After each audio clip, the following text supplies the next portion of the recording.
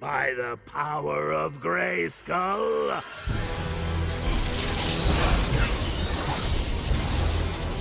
Skeletor is the chief bad guy of the He-Man series, but he has an incredible royal lineage. We are talking about the royal family of Eternia here, where based on the lore, he is revealed to be the brother of the king there, King Randor. This marvelous video talks about some of the complex relationships between Skeletor and the rest of his family, distant or otherwise, of which there are not many. Let's go! Before we go into our explanation, we have a very small request. If you like our content, please support us by subscribing to our channel. This is a small click for you, but for us, it means a lot. Thank you. Let's begin.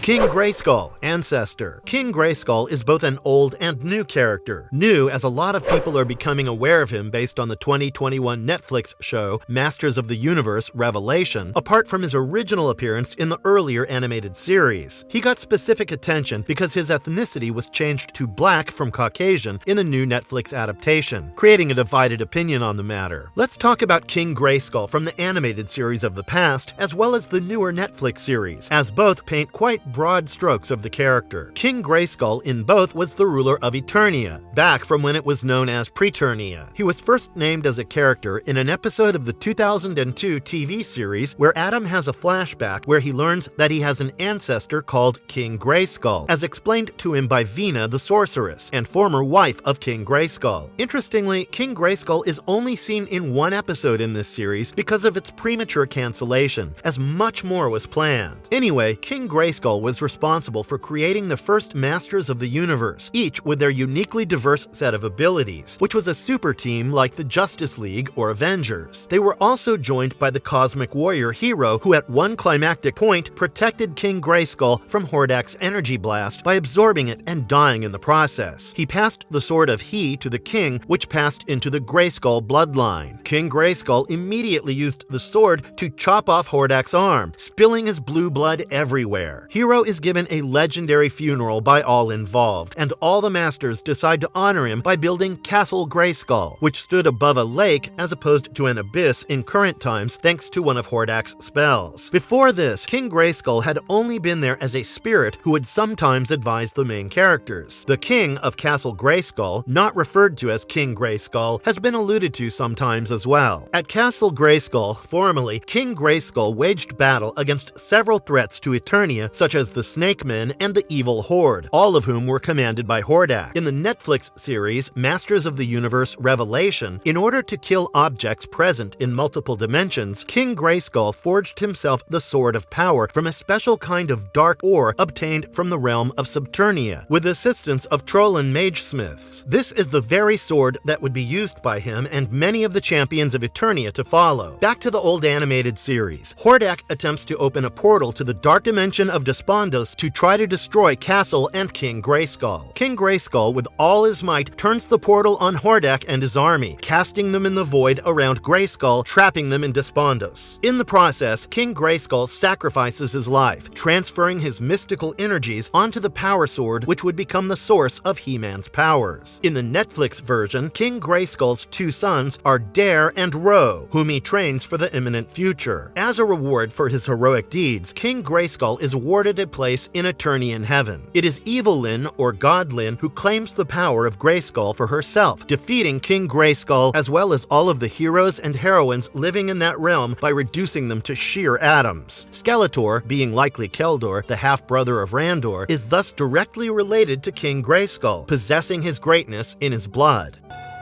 King Miro. What?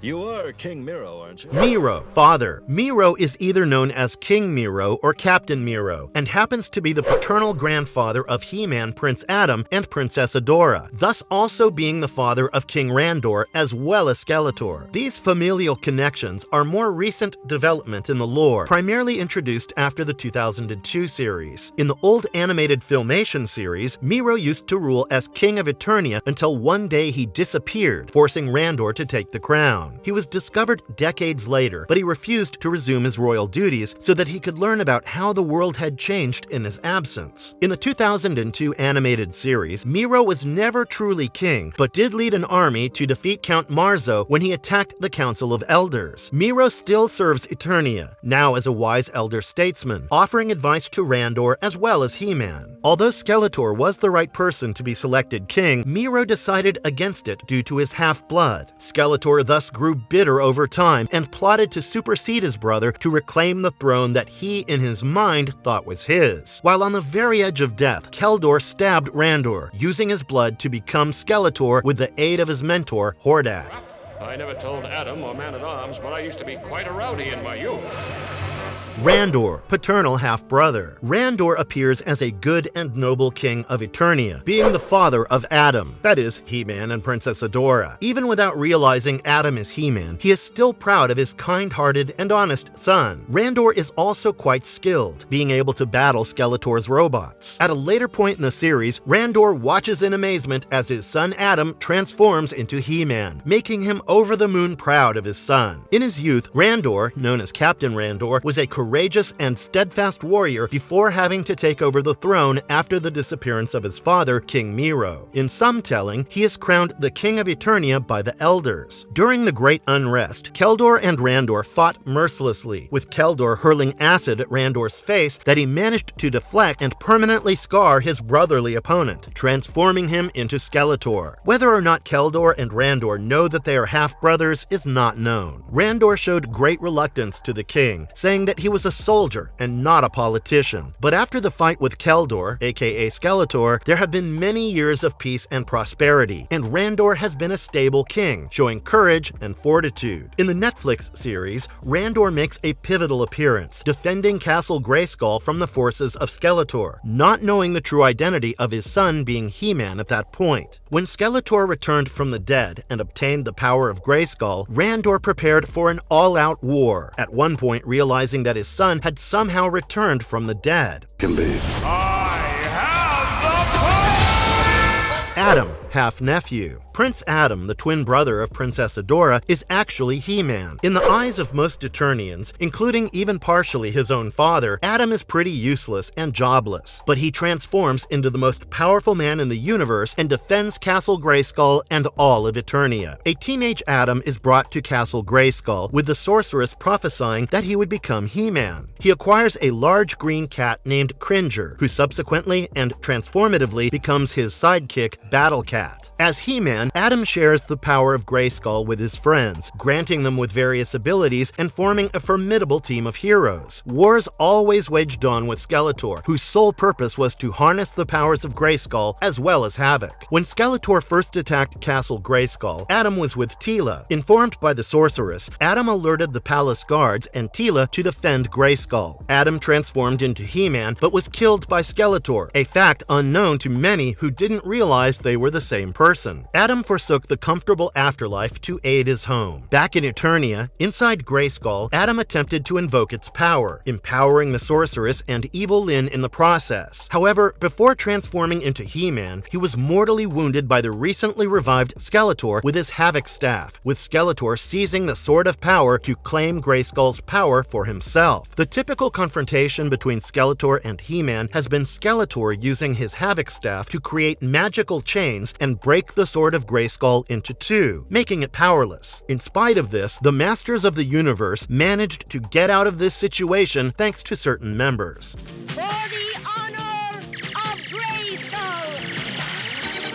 Adora, half-niece. Princess Adora is the twin sister of Prince Adam, that is, He-Man. Hordak kidnapped her when she was born. Being raised by Shadow Weaver, she became a force captain in the evil Horde. All of this is fixed, however, when Adora's true birthright and destiny are revealed to her, and when she embraces her own identity. While in the evil Horde, Adora was said to be merciless and conniving, completely dedicated to Hordak's cause. Her lack of empathy and an insane amount of belief in her own position mission led her to rise through the ranks quickly. Adora becomes the co-leader of the Princess Alliance and a member of the rebellion after she leaves the Horde and gets her Sword of Protection, turning her into the Princess of Power. King Randor and Queen Marlena had been blessed with twins, Adam and Adora. The twins were born during a very awful time, an invasion by the evil Horde, and Hordak, along with his sidekick Skeletor, plotted to kidnap the babies. Hordak was able to successfully kidnap Adora, who was raised under the care of Chakra, a Horder servant who formed a strong bond with her and, following her lead, joined the Great Rebellion. Hordak saw great potential in Adora, promoting her to Force Captain, while putting her under a spell so that she would not question his ruling methods. At Etheria, Adams joins the rebellion and encounters Adora, who, when confronted with the sorceress's sword, goes on her own path of self-discovery, during which she realizes the treacherous ways of the Horde. Despite being cast under Hordak's spell, she transforms into She-Ra and acknowledges He-Man as her sibling. The interference of Hordak and Skeletor leads to She-Ra continuing to fight against the Horde, promising to return once Etheria is free.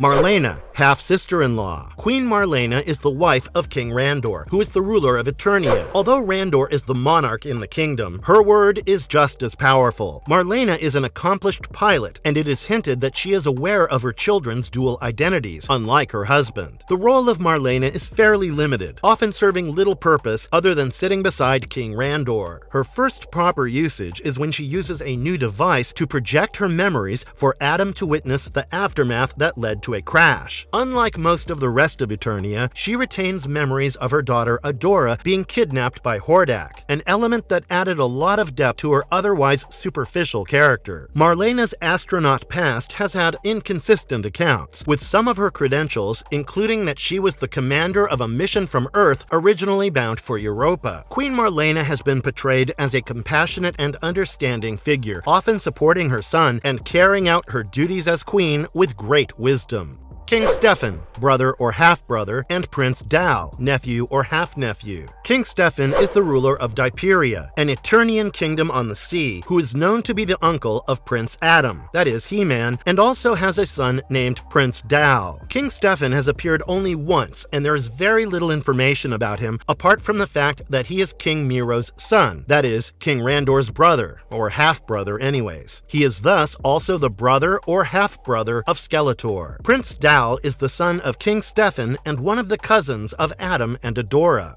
Marvelous verdict. Skeletor is not one for family or attachment, but it is helpful to know where this particular brand of evil comes from. It is funny and befitting in a way that He-Man and Skeletor are related, and this relationship and friction between good and evil is what the series tries to uphold. We hope you've had fun with this video, and see you in the next one. And if you liked our content, don't forget to leave a like and subscribe to us if you haven't already. Have a good one, and be safe. Thanks, everyone.